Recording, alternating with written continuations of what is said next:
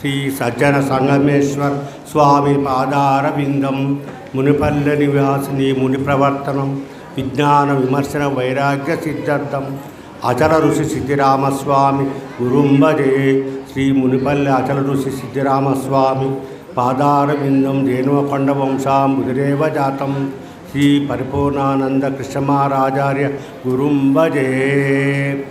అమ్మా, ఇప్పుడు నేను తత్వాలు కన్నదాలు ఏం చదవను, కొన్ని ముఖ్యమైన విషయాలు. ఎందుకంటే ఇక్కడ నగురోరధికం అన్నాం. అన్నప్పుడు ఏంది, అందరికంటే అన్ని దేవతలకు అందరికంటే గురువే పెద్ద. అయితే ఇప్పుడు ఇక్కడ ఏంటి, మనం గురువుని ఏ విధంగా ఆచరించాలి, గురువు చెప్పిన మాటలు కానీ గురువు చెప్పిన పద్ధతి కానీ వాటి గురించి. ఎందుకంటే ఇప్పుడు మనం ప్రతి ఊళ్ళో 10 మంది 20 మంది ఉంటాం. మనం అచల శిష్యులు, అచల గురువుల యొక్క బోధ విన్న వాళ్ళం ప్రతి ఊళ్ళో 10 మంది 20 మందే ఉంటాం. అయితే వాళ్ళు ఊళ్ళో ఉన్నవాళ్ళు మనం సపరేట్గా, అంటే వీళ్ళు గురుపాదం పట్టిరయ్యా అనే పద్ధతిలో ఉండేటట్టు ఉండాలి. అంటే ఏంటి, మనం అశరీరులుగా ఉండమని చెప్పండి. అశరీరుగా అంటే శరీరం ఉండేటటువంటి అప్పుడు ఏంటంటే ఈ బోధలో ఉన్న వాళ్ళు ఏంటంటే వాదము భేదము వద్దు. ఒకరు వాదన చేస్తే దాన్ని వాదించకూడదు. ఇది ఆ విధంగా ఉన్నప్పుడే ఈ బోధకు మనకు లక్ష్యంగా ఉన్నట్టు. ఎందుకంటే మనం పోతుంటే కూడా ఎవరెన్ని మాటలు మాట్లాడుకున్నా మనకు సంబంధం లేదు అనేటటువంటి తత్వం ఉన్నప్పుడే ఈ బోధకు అర్హత. ఎందుకంటే ఒకళ్ళతోటి మనం ఈ బోధకు దేనికి మనకు అహం రహితం, అంటే ఒకరితో మనకు అవసరం లేదు. కాబట్టి ఇక్కడ నగురోరధికం అన్నప్పుడు ఇక్కడ దేవులు కోపం వస్తే శాపం ఇచ్చినా కానీ గురువుగారు ఆ శాపాన్ని విమోచన చేస్తాడు. అదే గురువుగారికి కోపం శాపం చేసి దాన్ని విడిపించే వాళ్ళు ఎవరు లేరు. అటువంటి కాబట్టి గురువు యొక్క ప్రాముఖ్యత, గురువుగారు చెప్పేటటువంటి మాటలు, గురువుగారు చెప్పేటట్టు ఏ విధంగా ఆచరించాలి అనేటటువంటి ఉండాలి. ఇప్పుడు మనం ఇక్కడికి ఎందుకు వచ్చినాము, అశరీరులుగా ఉన్నాం. మనం అందరం కూడా ఇక్కడ ఉన్నటువంటి వాళ్ళందరూ కూడా పరిపూర్ణ బోధ తీసుకున్న వాళ్ళే ఇక్కడికి వస్తారు. వచ్చినప్పుడు మనం ఏ విధంగా ఉండాలి, మనం ఈ యొక్క వార్షికారాధన పెట్టి దేనికి, పెద్దలు వస్తారు. పెద్దలు ఒక్కరు ఒక రకంగా లేకుండా 10 మంది 10 రకాలైనటువంటి బోధ చెప్తారు. అటువంటి బోధన వినడానికే మనం వచ్చినప్పుడు మనం ఏ విధంగా ఉండాలి. మనం ఇప్పుడు ఇంతకుముందు మనం ఈ బోధ తీసుకున్నప్పుడు ఏ విధంగా ఉన్నాం, ఆ ప్రాంతికనే ఉన్నాం.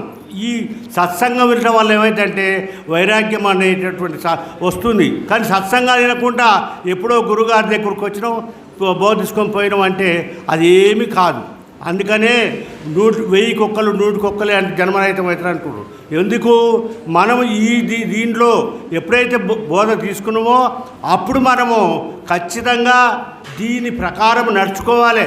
నడుచుకున్నప్పుడే మనకు జన్మరహితం అవుతుంది. జన్మరహితం కాకుండా దీంట్లో గురువుగారు విడిచిపెట్టినా, గురు మంత్రాన్ని విడిచిపెట్టినా కూడా వాళ్ళకి ఎన్నో బాధలు ఉన్నాయి. ఇంతకుముందున్న బాధ కంటే ఎక్కువ బాధలు ఉంటాయి. గురువుగారి దగ్గరికి ఎప్పుడైతే వచ్చినామో ఆ గురు పాదాన్ని పెట్టినప్పుడు ఆ గురుగారు చెప్పిన మాటలు విని వారు చెప్పిన ఆచరణ ప్రకారం చేయకున్నట్లయితే గురు మంత్రాన్ని విడిచిపెట్టినా, గురుగారిని విడిచిపెట్టినా కూడా వాళ్ళకి ఇక అది నేను చెప్తున్న తర్వాత మీరు గురుగీతలో ఉన్నటువంటిది అది వాక్యం శ్లోకము చాలా ఘోరంగా ఉంటుంది. కాబట్టి మనం ఎప్పుడైతే ఈ దీక్షకు వచ్చినామో ఇంతమున్న మనం శ్రద్ధ ఇతరుల ఈ బోధ రాముందు దేని మీద శ్రద్ధ ఉందో దానికంటే ఈ బోధకు ఎక్కువ శ్రద్ధ పెట్టి దీన్ని విని దీన్ని ఆచరించాలి. దీన్ని ఆచరించకున్నట్టయితే జన్మరహితం కాదు, ఇంకా మనం చాలా మనం పోతాం. ఎందుకంటే ఒకటి, మనం అడవిలో ఉన్నాం. అడవిలో ఉన్నప్పుడు మనం ఏ జ్ఞానం తెలియదు మనకు.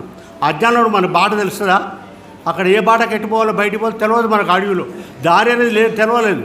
ఆ దారి అనేది ఎప్పుడు తెలిసినామో ఆ దారి ప్రకారం రోడ్డు మీదకి వస్తున్నాం. వచ్చినప్పుడు ఆ విధంగా వచ్చినప్పుడు ఈ యొక్క అజ్ఞానం విడిచిపెట్టి జ్ఞానానికి వచ్చినప్పుడు ఈ పరిపూర్ణ గురువుల దగ్గరికి వచ్చినప్పుడు అది, ఎందుకంటే ఆధ్యాత్మిక గురువులను మించిన గురువులు లేరు. మిగతా వాళ్ళు ప్రపంచంలో ఎంతోమంది గురువులు ఉన్నారు. వాళ్ళతోటి మనకు ఈ యొక్క రాజకీయం ఉన్నారు, వ్యాపారాలు ఉన్నారు, చదువు చెప్పిన వాళ్ళు ఉన్నారు. అటువంటి వాటికి ఏ లోకంలో ఉన్నట్టు దాన్ని కానీ మనకు జన్మరహితమైనటువంటి ఆధ్యాత్మిక గురువులే కావాలి.